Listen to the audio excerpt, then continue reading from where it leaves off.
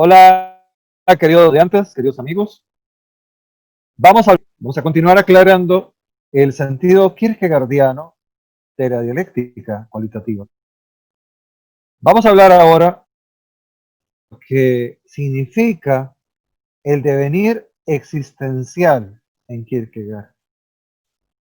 La dialéctica cualitativa está indiscutiblemente relacionada con el devenir. Es conveniente entonces aclarar estos conceptos. Les podría atreverme a sugerir, que realmente son conceptos sencillos y que son irónicamente sencillos. Por eso mismo, para usar a Kierkegaard, son irónicamente muy peligrosos. Lo muy sencillo, lo muy cotidiano, lo muy frecuente, lo muy usual, lo muy humano, no deja de ser peligroso. Entonces, habría que aclarar, en primer lugar, por qué la dialéctica cualitativa tiene que ver con el devenir. Para ello, primero aclaremos qué es el devenir. Ustedes lo pueden buscar en manuales, en diccionarios, en las de Kierkegaard. El devenir se entiende como el flujo, el cambio que experimenta la realidad. Las cosas no son lo que parecen. Las cosas son cambio, son transformación, son ir del punto A al punto B. Las cosas son un camino, son parte de un proceso, son parte de una consecución, no son parte de una elaboración final. Esta proposición de que las cosas son cambio no es kierkegaardiana propiamente. Viene desde los griegos, con Crisipo, por ejemplo, pero también con Heráclito. Las cosas son cambio. Las cosas son realmente en el fondo la justificación del cambio. Una cosa no es, sino que la cosa es el cambio que es. Cuando Hegel, en el siglo XIX, asume la dialéctica y la convierte en elemento imprescindible de su filosofía del espíritu, de su fenomenología de los fenómenos, y estos fenómenos los ancla en el espíritu. Y además de eso pone una enciclopedia universal, abarcadora, filosófica, desde la naturaleza física, la lógica y la filosofía. Siempre está considerando la noción evolutiva de la dialéctica. Y ve en esa dialéctica que evoluciona y que cambia constantemente el desarrollo de una unidad inmaterial, ingobernable, trascendental, exacta, infinita, absoluta, a la que da espíritu, verdadero espíritu. Cuando Hegel enfrenta este planteamiento, encuentra que la dialéctica se queda en el nivel de la aceptación del discurso, de la filosofía teórica, de la descripción de las cosas en tanto cosas, del desarrollo del espíritu, tanto desarrollo de un espíritu. Y entonces la pregunta que se hace Kierkegaard es cómo lo objetivo del desarrollo del espíritu, que es el desarrollo de todas las cosas, al final de cuentas. Puede explicar el desarrollo, la aparición y la permanencia del ser finito, subjetivo, endeble, precario y falto de verdad, que al final de cuentas es cada uno de nosotros. ¿Cómo ese ser humano puede ser explicado dentro de una dimensión espiritual hegeliana, de desarrollo hegeliano espiritual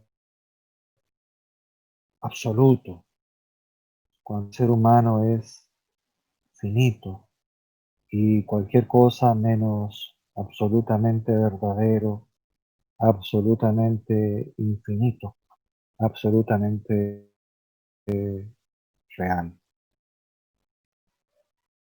Esta crisis intelectual, filosófica, Kierkegaard la va a tratar de resolver desentrañando algunos factores que considera claves. La clave en Hegel es que la dialéctica apela a un espíritu universal que se desarrolla a lo largo de todas las épocas de la historia de múltiples maneras, pero en contrapartida, el ser humano no se desarrolla de esa manera. El ser humano se desarrolla a base de su pasión, de su ímpetu espiritual, de sus ocurrencias personales,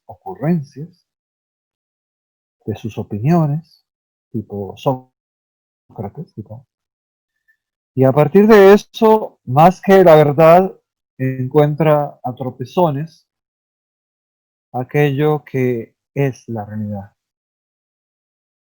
Entonces, donde Hegel veía el desarrollo del espíritu, Kierkegaard sustituye eso por la búsqueda subjetiva de un individuo por tratar de conocerse a sí mismo. Si el espíritu era el encuentro universal dentro de todos los datos universales, resulta catastróficamente y paradójicamente indiscutible que el individuo, cada individuo, y eso es el peligro, cada individuo, se descubre como único y con una carga histórica, vital, que lo hace diferente, que lo hace para él mismo insustituible, y que no puede ni siquiera asegurar que su carga vital, experiencial, es la misma que la del resto de los seres humanos. Ese es el primer punto de partida. La dialéctica cualitativa entiende en Kierkegaard la diferencia entre un ser humano y otro, porque sus posibilidades de un ser humano a otro son radical y patéticamente distintas, son apoteósicamente diferenciales. No hay posibilidad, por tanto, de hacer una ciencia cuantitativa. El ser humano no es una cosa como el viento, como un suceso social histórico como la Revolución Francesa, a la cual se le puede rastrear su historia, sus causas, sus medios y sus consecuencias. El ser humano no es la creación de una bombilla eléctrica, ni es la fabricación de un telar. El ser humano es una experiencia y cada experiencia en cada ser humano es distinta, es impronosticable. Por eso la dialéctica no puede ser cuantitativa, sino que es cualitativa. Se fija en cualidades. Y la cualidad apela a la posibilidad, a la decisión, de todo, a la voluntad de libremente constituirse en un proyecto de vida. Un punto importante es que la dialéctica cualitativa, la dialéctica de Hegel, es una dialéctica estructurada o uniforme, que se puede rastrear en los libros de Hegel, por ejemplo, la fenomenología del espíritu, la lógica y la filosofía de la historia. Y se puede encontrar siempre una trayectoria donde las oposiciones que se presentan dentro de los procesos del desarrollo espiritual, del desarrollo del espíritu, no de un hombre, sino el desarrollo del espíritu, siempre está asumiendo una a la vez y después otra, y en la siguiente se asuma la anterior. Siempre es una asunción de la experiencia pasada. No es una superación, sino que es una reasimilación, donde se convierte el nuevo elemento en la asunción del anterior y de los anteriores, y en la transformación. Y a esto se le llama progreso histórico y sobre todo progreso espiritual. Pero en el pensamiento de Hegel, perdón, de Kierkegaard, en el pensamiento de Kierkegaard, lo importante no es el desarrollo de la historia, porque la historia para Kierkegaard es vacía, es inútil en el fondo. ¿Quién asegura que la historia fue como se dice que ha sido y que tiene las leyes, los principios, las justificaciones de acciones para que sea como se dice que fue? ¿Quién asegura esa invariabilidad de los acontecimientos que mencionan los historiadores? ¿Quién asegura que los historiadores no parten de un punto de vista prejuiciado? ¿Quién asegura que no es la equivocación, la opinión, la que está torciendo la verdad de las realizaciones humanas? Y entonces Kierkegaard apela a la subjetividad y no a la fallida objetividad de la historia y de los historiadores y de la ciencia. La ciencia es un quehacer humano y como quehacer humano está sujeto a posibilidad de elección, de priorización, de racionalización. Y cuando se habla de racionalización, se comete el típico error de excluir la libertad, la pasión, la invención ocasional, el error, la improvisación. Y resulta que el espíritu humano es el que genera, para Kierkegaard, todas las acciones de la vida humana. El hombre pagano, el hombre griego, el hombre clásico europeo, es un hombre que sustituyó para Kierkegaard el espíritu por la razón, el espíritu por la historia. Y aunque Kierkegaard no conocía a Marx, podríamos decir que consideró a Marx, Kierkegaard hubiera dicho, el hombre de la historia marxiana, marxista, sustituyó a la potencia espiritual por la potencia capital. Y se olvidó de lo que el hombre es. Todas las historias y visiones de la historia se olvidaron de lo que el hombre es en sí mismo. Una posibilidad apasionada y por eso mismo voluntaria, no racional, voluntaria, donde las cosas cambian porque el espíritu cambia, porque el espíritu no planifica como un método científico, sino que se adapta a las circunstancias. Y las circunstancias son la contingencia, y la contingencia que es la variabilidad de todo, incluso de nosotros y en otros, de nosotros, en nosotros y de los medios en que estamos. La contingencia, por tanto, nos apabulla con su realidad de cada día. Esa contingencia nos constituye y no nos permite ser los idílicos, los historizados del pensamiento científico o del pensamiento hegeliano. Por tanto, la dialéctica kierkegaardiana apela al por qué ocupamos los espacios históricos de la manera en que los ocupamos.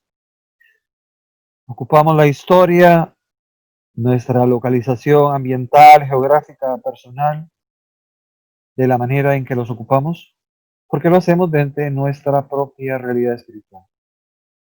O, en el caso de los paganos, como los griegos, como los franceses revolucionarios, como los hombres que no son caballeros de fe, porque lo actúan desde la realidad de desconocerse como seres espirituales. Desde esa realidad argumentan y actúan y desarrollan su historia. Hegel hubiera considerado que eso no es real, porque no es racional, y si no es racional, lo es porque no es lógico y porque no es establecido de acuerdo a códigos de conceptos que se relacionan recíprocamente. Y Kierkegaard le hubiera dicho, en efecto, porque todo eso se relaciona y se produce desde las interacciones de la experiencia humana. La experiencia humana no es la ley de la identidad de los conceptos, sino la ley de la invención a partir de las circunstancias. Y la experiencia humana es el desarrollo de lo que uno siente cuando experimenta la angustia, el miedo, la desesperación o la paradójica melancolía o la paradoja misma. Desde ahí es cuando uno actúa como ser humano, sintiéndose vitalmente interpelado por las cosas y no uno se asume mágica intelectualmente como parte de un proceso histórico de sentirse dueño, parte de un imperio, llámese alemán o racional o científico, sino cuando el yo siente angustiosamente su penalidad de yo, cuando el yo experimenta la desesperación de no salir de una situación y creerla indefinida e insuperable. Ahí es donde se construye la verdadera personalidad del individuo. Y entonces ahí todas las circunstancias y todas las posibilidades se califican, se desarrollan cualitativas y no cuantitativas. La única manera de hablar de algo cuantitativo en la experiencia humana, diría Kierkegaard en el Tratado de la Desesperación, es cuando el ser humano cuantifica, valora en su arrepentimiento las veces que se ha fracasado a sí mismo, las veces que ha dado un proyecto y se ha lamentado de que ese proyecto él mismo lo soñó, lo ideó, lo organizó y pese a todo su orgullo fue lo más fatal que pudo decidir. La cuantificación de los actos decididos como personales es lo que puede aumentar la angustia y es lo que puede hacer más catastrófica y paradójica la posibilidad de que el ser humano sea un ser libre. Y entonces, dice Kierkegaard, justamente cuando los seres humanos se dan cuenta que decidir es problemático, que puede decidir no decidir y otorgarle a otros el descargo de su conciencia, de su inocencia de acción y permitirse pecar cuando optan por él.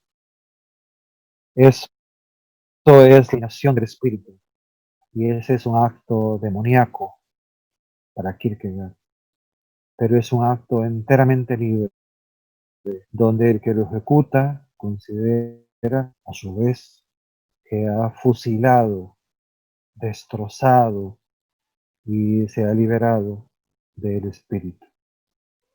El origen de la libertad es el espíritu, esa relación entre el cuerpo y el alma que caracteriza al ser humano como un ser diáfano, espontáneo, que propone desde su subjetividad la creación de su propia historia. Pero es una realidad que está dentro del ser humano mismo.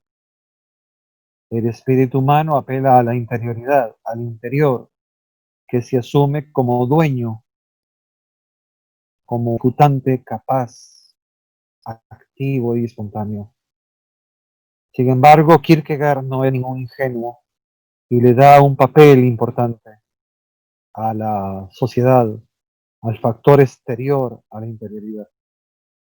Y llega a definir abierta y claramente que la sociedad en muchas ocasiones genera la aparición de la interioridad por miedo, por observancias que eliminan la capacidad racional, como en el caso de las religiones o de los sistemas de Estado y de política, por falta de cultura o por falta de valorar la vida como una creación. Y por eso la importancia de textos estéticos en Kierkegaard. El texto estético, la actitud estética, es la actitud del creador. El creador puede arrepentirse de crear, el esteta puede arrepentirse de ser esteta, pero cuando ha elegido, lo ha hecho con sinceridad, al contrario del que se niega a existir como un existente que desarrolla y elige su propia existencia. La dialéctica de Hegel es una dialéctica lógica, que indistintamente para él todo se asume como un gran barrido, donde todo es uniformado. En el caso de Kierkegaard, nada puede ser barrido, porque todo es una iniciativa personal. Y las iniciativas personales apelan a motivos más que a razones. Apelan a emociones, a movimiento del espíritu, y son unas a otras indistintas. Y no hay continuidad como en Hegel, sino que hay motivos de creatividad, de indeterminación y por eso mismo de libertad. Y por eso nada ni nadie las puede juzgar con sentido justo, porque nada ni nadie lo que esa persona que eligió, porque nadie ha sentido como esa persona que eligió es dentro de una circunstancia específica. Por eso la naturalidad del hecho cualitativo no puede ser absorbida por un razonamiento y por eso no puede tampoco ser explicada, ni contundentemente ni aproximadamente.